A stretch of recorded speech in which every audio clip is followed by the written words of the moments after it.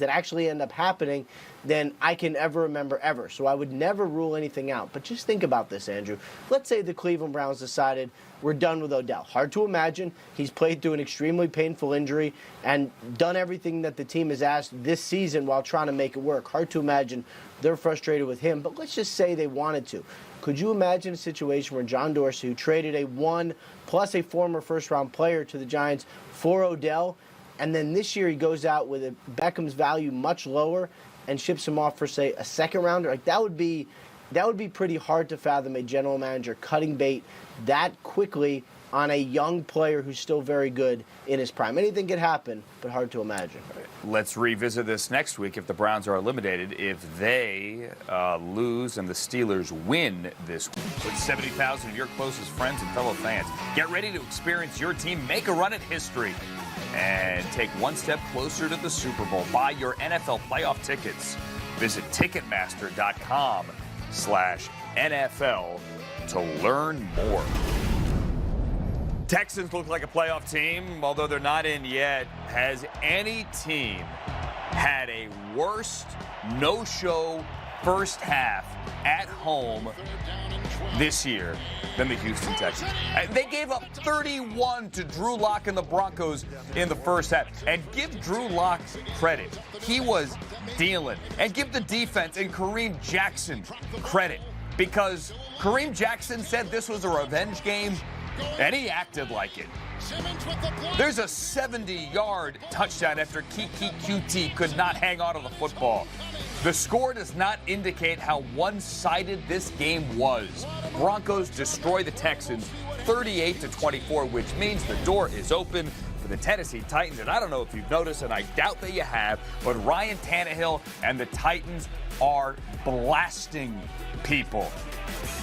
They won again. They won in Oakland. A.J. Brown, 91-yard touchdown. Tannehill even tackled a guy. He tackled Maurice Hurst, not picture, but let's go to the fourth quarter. 35-21. Derek Carr to Darren Waller.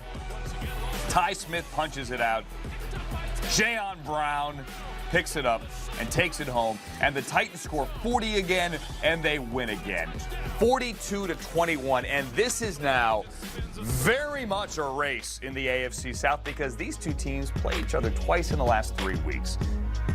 First one up in Nashville. In between, you would have to argue that the Texans probably get an easier one, but Tampa scoring 30 a game, whereas the Titans have to play the Saints that game in Nashville. All right, more highlights now. Andy Dalton trying to win 2 in a row with the Bengals. The so-called Battle of Ohio, if you will. Denzel Ward makes a play here. A pick six in a 3-0 game. He's going to take it back 61 yards to the house. Auden Tate could not hang on, and the Browns lead 7-3. Baker Mayfield threw the ball to the other team a couple of times. One of them deflected, one of them called back, but he also made this run as well when the Browns really needed it. He dived to the pylon, a 7-yard touchdown. Browns go on to win 27-19. Now, that is only part of the story, because, again, the Browns win a game where there are so many other questions to be answered, like what is the deal with Odell Beckham Jr. and his sports hernia surgery? Baker Mayfield, or need potentially for surgery, asked about it after the game. I'd say that, it wasn't handled right. He's not able to run as well as he should be able to, as well as he knows, and that's frustrating for him. You can sense that's some of his frustration where that comes from. So it wasn't handled the right way in our training room. So it is what it is, and so his not 100% is still good enough for us. What do you mean? What was not handled right? I think it could have been addressed earlier on. You do not often hear a quarterback say that his number one target should have had surgery early in the season, and that it is the training staff to blame. Mayfield quickly went to Twitter and apologized, said he didn't mean to call out the training staff, said that those in the building who know me know my intentions were good. And he walked it back. Ian Rapoport had the story on NFL Game Day morning yesterday that sports hernia surgery could have been an option here. And now Baker calls out the training staff. Ian, makes sense of this because this looks like a mess. It is an option. In fact, that is the plan after the season. These kind of injuries, these sports hernia, core muscle injuries, they don't fix themselves. They are generally 6 to 8 week recoveries. So whenever the season ends for the Cleveland Browns, Odell Beckham slated to have surgery. Should be fine for the offseason program. We'll see if he's participating or not, but should be at least healthy enough. But yes, the decision was made to have Beckham play through this, as other players have tried to do this year. Deshaun Jackson was a good example. C.J. Mosley was another example. For Jackson, did not work out well. He ended up having surgery. Mosley, same thing. Beckham has been able to actually play through this and has been fine. The problem is he is so often in his career been more than fine, and he just hasn't looked like that same game-breaking player this year. And the injury obviously explains a big reason why. So Freddie Kitchens, Ian, as we speak, is on the podium. He just said that the Browns have no plans to shut Beckham down for the season. He also said he talked to Baker Mayfield and told him, I don't want you talking about other player injuries. But what about at the end of the season? Is this, Ian, going to be one and done for Beckham in Cleveland? It seems far-fetched that it will be. Now, this is today's NFL. Believe it or not, but they would have to beat Aaron Rodgers and the Packers at Lambeau, and you knew that was not going to happen. Now, this wasn't the prettiest of victories, but they got the ground game going. There's Aaron Jones on a 4-yard touchdown, and here's Aaron Rodgers to Robert Tonyan on the 12-yard touchdown. And Green Bay will win 20-15. Got the job done. What was needed. We're finding different ways to win. It might be ugly at times to maybe some folks, but we ran the ball today for 180 yards or so and got Aaron Jones going. So, different teams have thrown different things at us, and I just think we need to just be a little more consistent at times. I don't think we had maybe the same type of flow after the first couple early drives with just the energy, and we just missed on a couple things. So we got to clean some of those stuff up. But I wouldn't mind winning ugly all the way to the Super Bowl. I mean, he sounded thrilled, Tom Pelissero. But hey, they won. That's all that matters in December. And they got the ground game going with Aaron Jones for $134.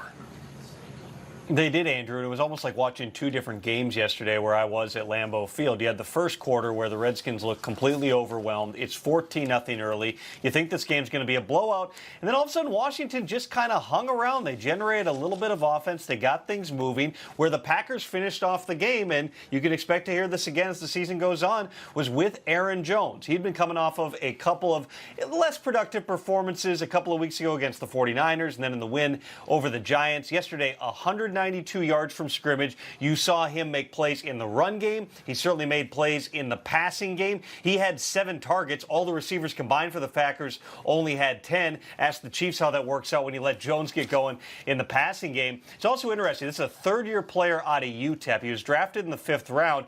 Packers have struggled, of course, the past couple of seasons. So first time they've playing meaningful football at this time of year. I asked Jones in the locker room, do you feel like you still got the juice here in December now that you're playing these big games? He goes, man, I was born in December. I'm a Sagittarius. I got a lot of juice left. That's good news for a Packers team that you can expect to ride him as much as that other guy named Aaron. All right, we're getting Zodiac analysis into the NFC playoff picture here as well, as Green Bay goes from the 3 seed to the 2 seed as the Saints lost to the 49ers. On the Redskins side of things, Darius Geis has made a lot of plays since he came back. Looks like they probably have to shut him down again, though.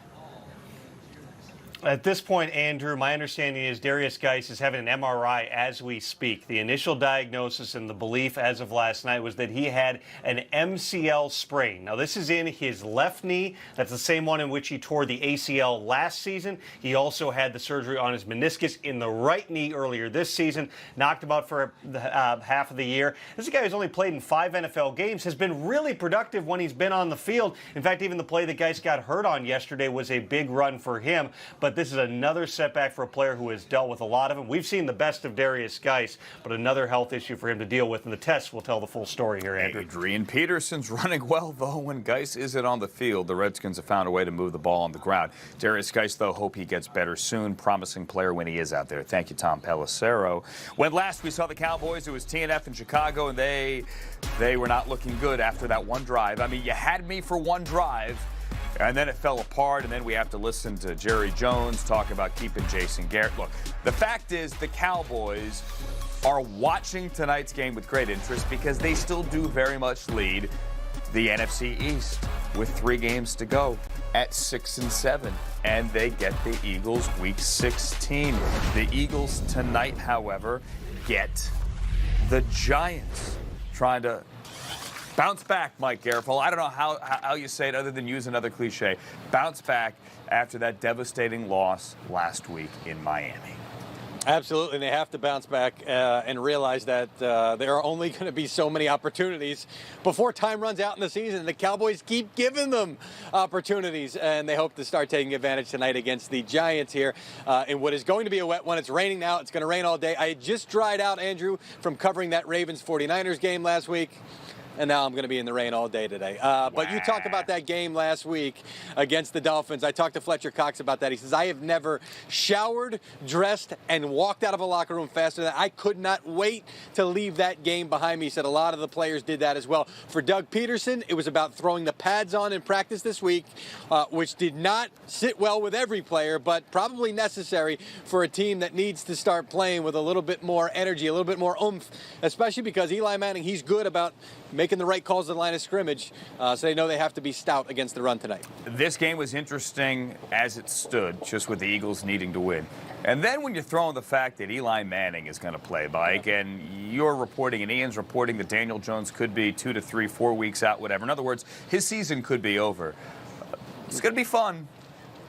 Yes, and you got a short week after this, a home game on Sunday for the Giants. So Eli Manning will get at least one more home start at MetLife Stadium. But as it pertains to tonight, I did notice that, a lot of times teams will stretch this out later in the week. We knew early in the week that it was going to be Eli Manning, which means the Eagles knew early in the week that it was going to be Eli Manning, which, by the way, probably for Pat Shermer, the coaching staff, better to be answering those questions than questions about how they only have 2 wins to this point. But for the Eagles, that gave them an opportunity to go back to everything that they had on Manning before. It's a guy that they know, but it's also a guy who knows them well, although this time he won't have Odell Beckham. That's a guy that the Eagles have doubled in the past, leaving things open for Sterling Shepard.